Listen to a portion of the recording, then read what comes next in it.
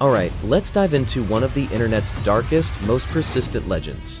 The idea that you can just go online and hire a hitman.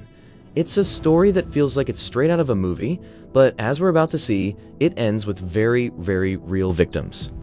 I mean, we've all seen it, right? Movies, TV shows, books, they've drilled this idea into our heads that for the right price, you can find some shadowy corner of the web and hire a professional killer.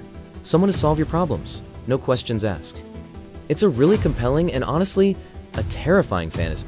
Because here's the thing, while the hitmen might not be real, the people trying to hire them, oh, they are 100% real.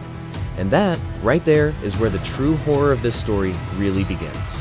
And this brings us to this really chilling contradiction, a concept we're gonna call the hitman paradox. You could say it's the engine that drives this whole dark economy. Yeah, just let that sink in for a second. The service itself is completely fake, but the intent to kill someone is absolutely real.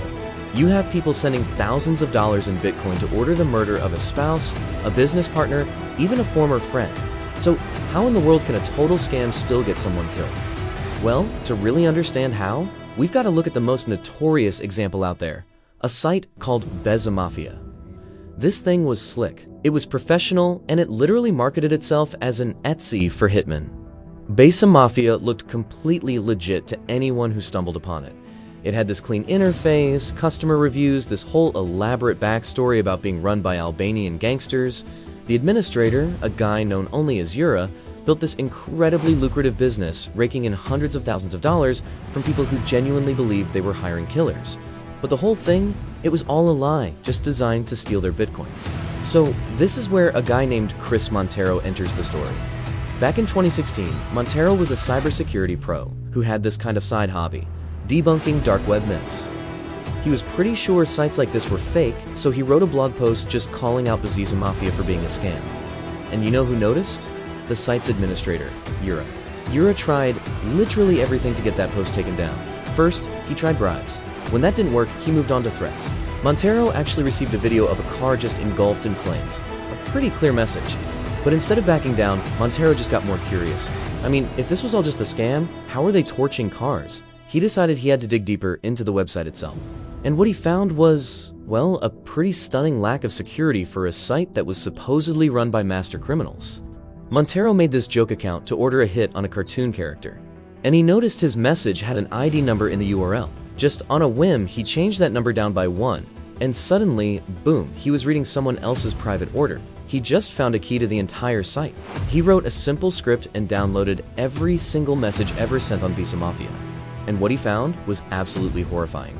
These weren't jokes. These were real people, providing names, home addresses, photos, and even the daily routines of their intended victims. He saw proof of payment. We're talking thousands of dollars to have people killed, spouses, business rivals, and in one truly sickening case, a predator paying to have a 14-year-old boy murdered.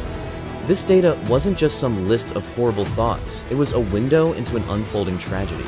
And the most chilling example of this is the murder of Amy Allwine, a case that shows you exactly how the hitman paradox turns deadly. So in early 2016, Amy's husband, a church deacon named Stephen Allwine, paid Mafia to have her killed. Now, when the FBI got a tip about this, they did something incredible. They actually went to the Allwine home to warn Amy that her life was in danger. The only problem? Her husband, the man who ordered the hit, was sitting right there beside her the whole time. So of course, when the fake hitman never showed up, Stephen Allwine just took matters into his own hand. He drugged and shot his wife, and then staged the whole thing to look like a suicide. But here's the crazy part. When local police arrived, they had no idea that the FBI had received an online threat against her. The two agencies just never connected the dots. It was only at the last minute that one officer noticed something was off, and that's what kept a murderer from getting away with it. The Allwine case really proved two things. One, these customers were deadly serious, and two, law enforcement was really struggling to keep up. So Chris Montero decided to team up with a journalist named Carl Miller. Their thinking was, if the authorities couldn't act or wouldn't act, they would. This contrast just shows you the massive gap between the official response and what was actually needed.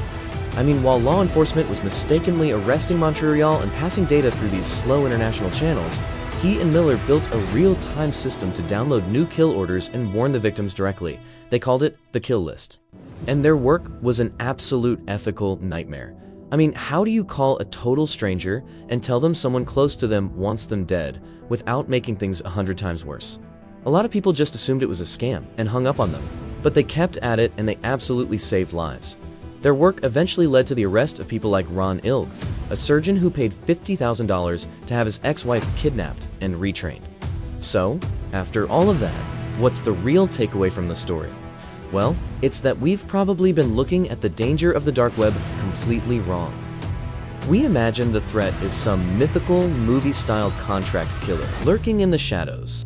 But that person, they don't actually exist. The real monster is someone much, much closer to home.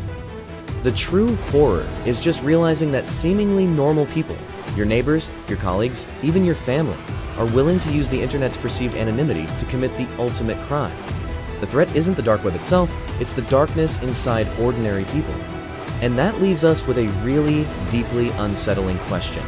When the only thing stopping someone from plotting a murder is a fake website and some cryptocurrency, who is the real threat?